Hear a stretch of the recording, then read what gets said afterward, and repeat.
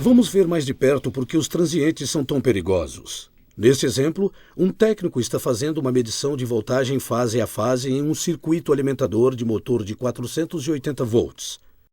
Esse é um ambiente de categoria 3. Um transiente causado por comutação de carga ou um relâmpago próximo foi grande o suficiente para causar um arco voltaico, que atinge o interior do medidor. Correntes de curto-circuito com milhares de amperes podem fluir por diversos microsegundos. Nesses níveis atuais, os cabos de teste superaquecem e as pontas de prova começam a queimar, desenhando um arco do ponto de contato até a ponta de prova. O técnico vê um arco azul brilhante e, ao mesmo tempo, é surpreendido pelo estalo do arco explodindo dentro do medidor. O arco flui pelas pontas de teste vaporizadas. Se esses dois arcos se unem através da proximidade do metal exposto das pontas de prova ou outros mecanismos, um grande arco é formado propiciando uma rota de baixa impedância diretamente de uma fase elétrica para outra. Quando dois arcos se juntam, podem causar um curto fase a fase ou um curto fase à terra. O resultado é uma explosão voltaica, que pode gerar uma bola de fogo plasmática preenchida pela energia no sistema elétrico. Quando isso ocorre, a temperatura pode chegar a cerca de 6.000 graus Celsius, 10.000 graus Fahrenheit. Fontes da indústria estimam que nos Estados Unidos de 5 a 10 acidentes por arcos voltaicos acontecem todos os dias. O Ministério do Trabalho dos Estados Unidos relata que em um ano recente, 1.000 eletricistas sofreram choques e queimaduras, algumas fatais. Estima-se que 50% desses ferimentos devem-se a arcos voltaicos. Esta porcentagem poderia ser substancialmente reduzida se os técnicos utilizassem a combinação de planejamento cuidadoso, práticas corretas e seguras de trabalho e uso de ferramentas apropriadas. Eis um arco voltaico verdadeiro. Esses fusíveis foram projetados para romper-se a 10.000 amperes de corrente de curto, mas foram intencionalmente usados em um circuito de 50.000 amperes.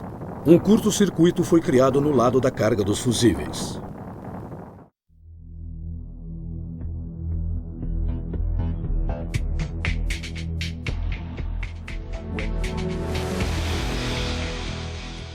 My name is Ed Manthei. I've been a professional electrician for over 35 years in Eastern Washington, doing primarily commercial and industrial electrical work. About 2.5 years ago, I had a personal experience with arc flash.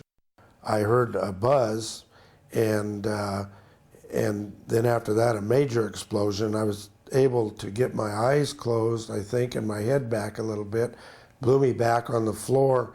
Next thing I remember, I was standing in the corner and I couldn't see, and my shirt and stuff was on fire, which I didn't even realize at the time, being as I couldn't see. And me personally, I've always been accused of being too safe, overly cautious, because it's hard to prepare for something you can't see. Make sure that you use the proper safety precautions. I guess the bottom line is you can't be too careful. Transientes não são a única fonte de risco de arcos voltaicos. Na verdade, um dos mais comuns usos indevidos de multímetros de mão pode causar uma cadeia semelhante de eventos. Se o usuário deixar as pontas nos terminais de entrada para amperagem e conectar acidentalmente as pontas do medidor em uma fonte de voltagem, acabará criando um curto-circuito no medidor. Por esta razão, os terminais para amperagem devem ser protegidos por fusíveis. Estes fusíveis podem ser a única barreira entre o usuário e um desastre potencial. Se o medidor tiver os fusíveis corretos, o único resultado poderá ser um fusível danificado, o que é um preço baixo a pagar. Jamais substitua um fusível danificado por um fusível errado. Use apenas fusíveis de alta tensão especificados pelo fabricante. O sistema medidor Fluke inclui o circuito interno do medidor, fusíveis e os cabos de teste fornecidos com o instrumento que funcionam em conjunto para interromper apropriadamente correntes de curto que excedam 10.000 amperes. Os cabos de teste e outros acessórios também podem contribuir para o perigo. Os cabos de teste podem desfiar ou sair das conexões do medidor. Se a ponta de prova for conectada a 480 volts e um cabo de teste descascado ou com classificação inferior entrar em contato com outro condutor, um curto pode ser gerado. A mesma coisa pode acontecer se um cabo de teste desencapado sair do medidor e tocar um condutor.